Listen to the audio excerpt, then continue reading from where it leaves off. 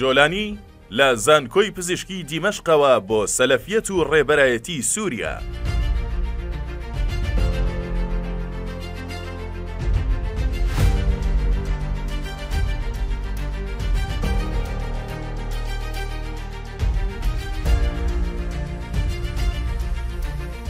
هەر دووە بە دوای کۆنتڕۆڵکردنی سووریا لەلایەن گروپە چەکدارەکانی تەحریر شامەوە. ئەوە ناوی محەممەد جۆلانی بوو وەک فەرماندە و کەسی یەکەمی ڕزگارکردنی سووریا درەوشایەوە و هەمووانی تووشی شۆک کرد. لە بەرامبەردا و پرسیارە شاتە ئاراوە ئەخۆ پاش ئەو هەموو شەڕ و ئاژاوە ناوخۆیی و دەستێوەردانە دەرەکیە ئەو گەنجە باڵا بەرزوشیگە کێ بێت؟ ئاوا لە پڕ و بەماسانیە توانی بە شارەسەد بخات و کۆنتڕۆڵکردنی دیمەشق بە ناوی خۆیەوە تۆمار بکات. ئەحمەد حوسێن شەرع ناسراو بە ئەبوو محەممەد جۆلانی لە ڕۆژی 29 ئۆکتۆبەری ساڵی 1982 لە ڕیازی پایتەختی عەرەبستانی سعودیا لەدایک بووە. لە بنەڕەتدا بنەماڵەکەیان دەگەڕێتەوە بۆ ناوچەی جۆلانی سەر بە سووریا و پاشناوەکەشی هەر ئاماژەیە بە زێد و ناوچەکەیان. جەنگی چارەنووسازی شەش ڕۆژەی ڕەمەزانی نێوان ئیسرائیل و وڵاتانی عەرەبی لە ساڵی 1967 بووە هۆکاریەوەی بنەماڵەی جۆلانی ناچار بن ناوچەی جۆلانی سووریا بەرەو دیمەشق بەجێ بهێڵن، چونکە پاش شکستی وڵاتانی عەرەبی لەم جەنگەتە ناوچەکەیان لەلایەن ئیسرائیلەوە داگیر کرا و ئیتر ئەوان بۆ هەمیشە لە زێدەکەیان دوورکەوتنەوە.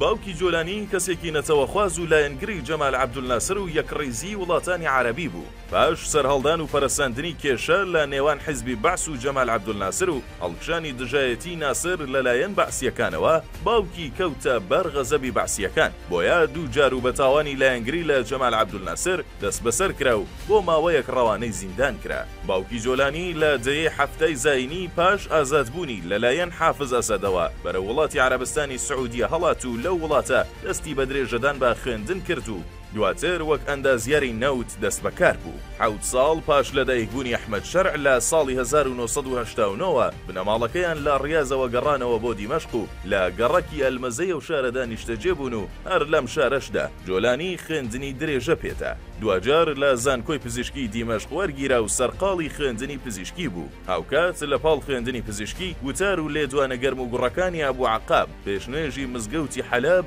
کاریگەری تەواوی لەسەر ئەندێشەی جۆلانی دانا و دەرەنجام بەرەو سەلەفیەت و تونداژۆیی هانیدا.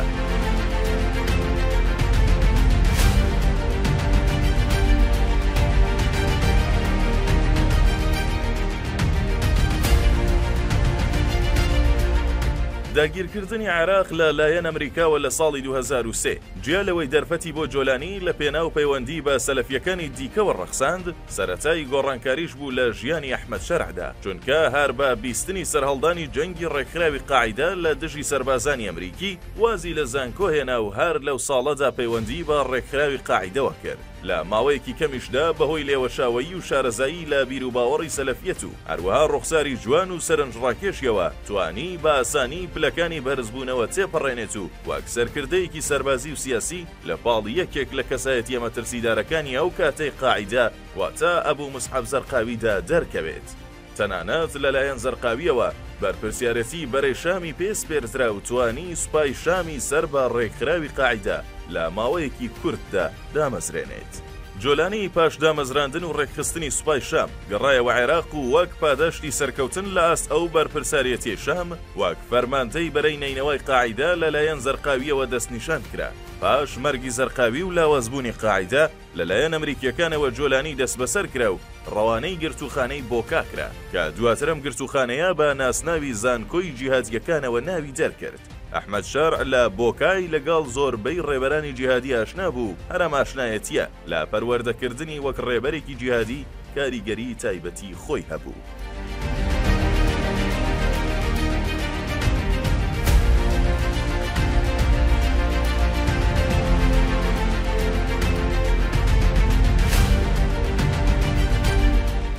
جۆلانی پاش چەندین ساڵ زیندانی دەرەنجام لە ساڵی 2008ەوە لەلایەن ئەمریکیەکانەوە ئازاد کرا، بەڵام هەر لە جوڵە نەکەوتوو بە سەرهەڵدانی داعش بە ڕێبەرایەتی بەغدادی چووە پاڵە و گروپە. پاشماوەیەک چالاکی لەم گروپەتە لەلایەن بەغدادیەوە بە مەبەستی دامەزراندن و ڕێکخستنی بەرەی داعشی شام ڕەوانەی سووریا کرا و لە ساڵی 2012 توانی بەرەی نووسرا وەک لقێکی داعش لە شام دامەزرێنێت. یەک ساڵ پاش ڕێکخستن و دامەزراندنی بەرەی نووسرا وەک لقێکی داعش، بەغدادی لە جۆلانی داوا دەکات بەرەی نووسرا هەڵبوەشێنێتەوە، بەڵام جۆلانی بە قسەی ناکات و لێرەوە کێشە و شەڕی نێوان بەرەی نووسرا و داعش دەست پێ دەکات و جۆلانیش ناچار دەبێت دووبارە ڕوو لە ڕێکخراوی قاعیدە بکاتەوە. بۆ ئەمە بەستەش پەیمانی وەفاداری بە ئەیمەن زەواهیری بەرپرسی قاعیدە دەدات و پشت دەکاتە داعش. پاشەکشێ و پشتکردنە داعش کەم و ئارام بۆ چوونی جیهادیانەی جۆلانی دەگۆڕێت و هەر ڕێک 2 ساڵ دوای ئەم هەڵگەڕانەوەی لە داعش و لە ساڵی 2015 و لە دیمانەیەکدا ڕاشکاوانە ڕایگەیاند ئیتر ئەو بڕوایەی بە شێوازی جیهادی داعش نەماوە و ئەم چەشنە تونند و تیژیە ڕەت دەکاتەوە. گرنگتر لەوەش هەر لەم دیمانەیەدا باس لەوە دەکات ئەو وەک جۆلانی ئیتر جیا لە شەڕی حیزبوڵڵای لوبنان و بەشار ئەسەد شەڕی داعشیش دەکات و ئەم گروپەش وەک دوژمن دەناسێت. یەک ساڵ دوای ئەم دیمانەیە لە گرتەیەکی ڤیدیۆییدا جارێکی دیکە دەردەکەوێتەوە بە تێکەڵکردنی بەرەی نووسرا لەگەڵ چەندین گروپی دیکە هەڵوەشانەوەی بەرەی نووسرا و دامەزراندنی بەرەی فەتحی شام بە فەرمی ڕادەگەیەنێت. ئیتر کەمکەم و بەرەبەرە خۆی دەردەخات و لەم دەرکەوتنانەشدا وەک کەسێکی سربەخۆ دەردەکەوێت. ئار لەم ڕووەوە لە ساڵی 2017 جیابوونەوەی خۆی لە ڕێکخراوی قاعیدە ڕاگەیاند و ڕاشکاوانە باسی لەوە کرد کە ئەو چیتر بڕوای بە جیهادی دژە دنیای ڕۆژئاوان نەماوە و چیدی ناتوانێت وەک قاعیدە بیر لە پرسی جیهاد بکاتەوە، بەڵکو دەیەوێت لە ژێراڵای بەرەیەکی نوێ بە ناوی تەحریر شام دژی ئەسەد و داگیرکەرانی شام جیهاد و شەڕ بکات.